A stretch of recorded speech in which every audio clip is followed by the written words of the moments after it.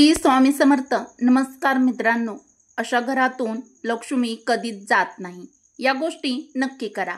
आपल्याकडे भरपूर पैसा यावा असं आपला सर्वांनाच वाटतं. आपण श्रीमंत व्हावं, आपलं उठणं बसणं उच्च लोकांमध्ये असावं असं सर्वांना वाटतं.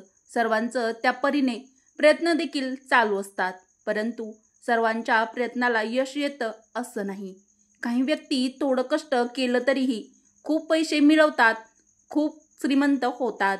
परंतु काही व्यक्ती अशा असतात, त्यांनी कितीही कष्ट केले, भरपूर मेहनत घेतली तरीही त्यांची परिस्थिती सुधारण्याचे नावच घेत नाही.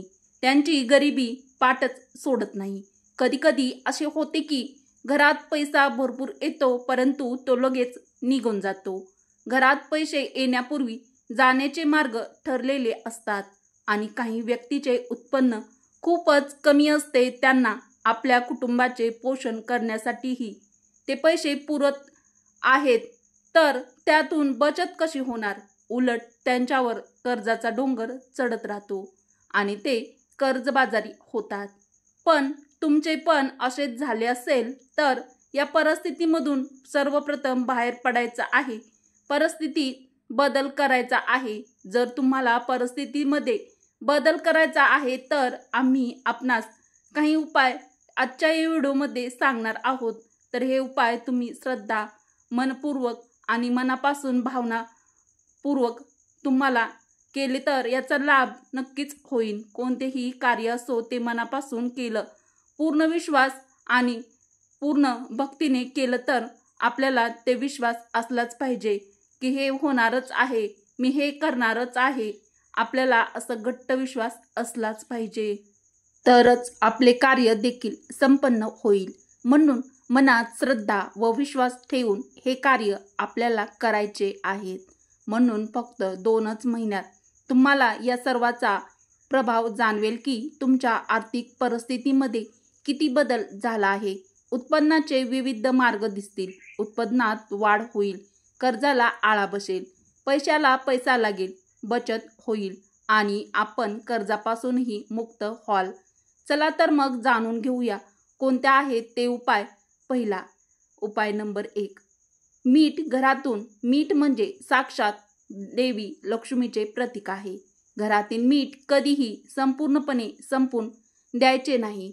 भरणीमध्ये मीठ शिल्लक राहिलं पाहिजे. मीठ संपण्यापूर्वीच मिठाचा नवीन पॅकेट आणून ठेवावा. परंतु मिठाच्या बाबतीत काही गोष्टी लक्ष द्यावे. ज्या दिवशी शनिवार आहे त्या दिवशी मीठ कधीही खरेदी करू नये. शक्यतो त्याची भरणे अर्ध्यापेक्षा खालीच जाऊ द्यायची नाही. त्याआधीच मीठ त्याच्यामध्ये भरायचं. तसेच मीठ नेहमी काचेच्या भरणीमध्ये ठेवायचं. कोणत्याही धातूच्या भांड्यात मीठ ठेवायचं नाही.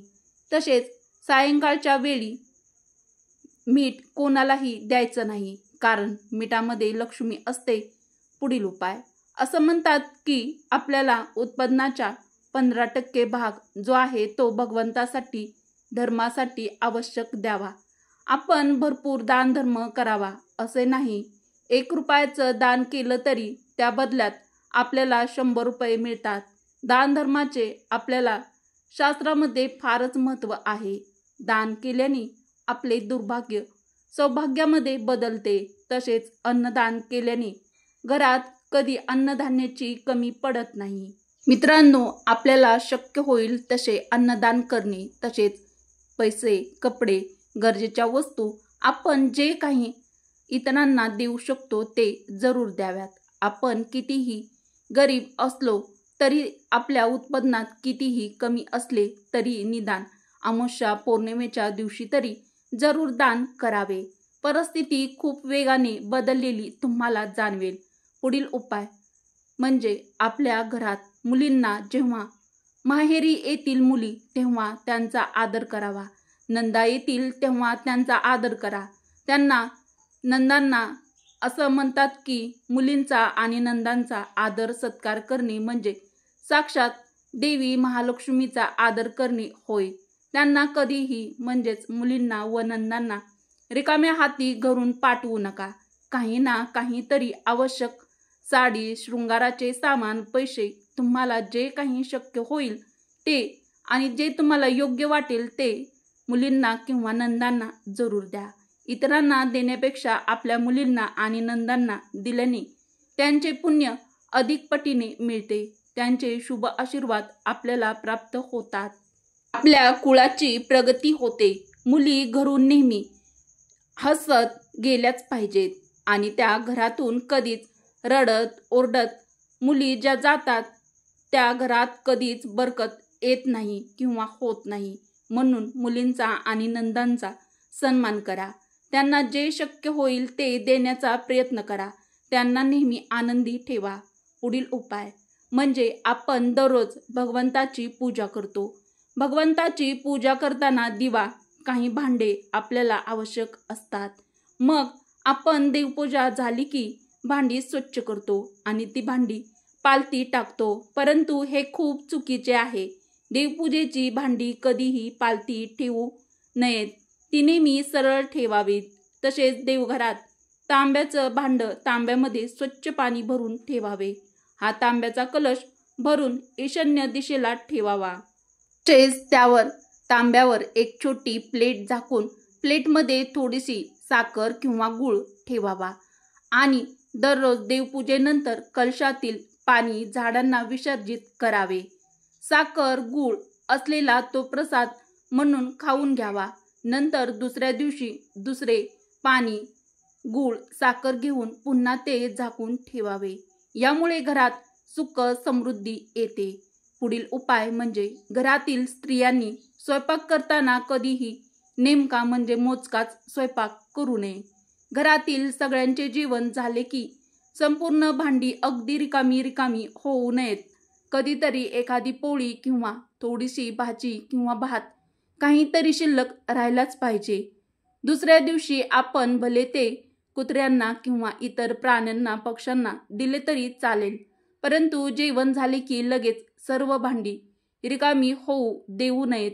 कारण स्वयंपाकघरात देवी लक्ष्मी असते आणि संपूर्ण स्वयंपाक संपणे आणि सर्व भांडी रिकामी होणे म्हणजे देवी लक्ष्मी घरातून जाण्याचा संकेत आहे.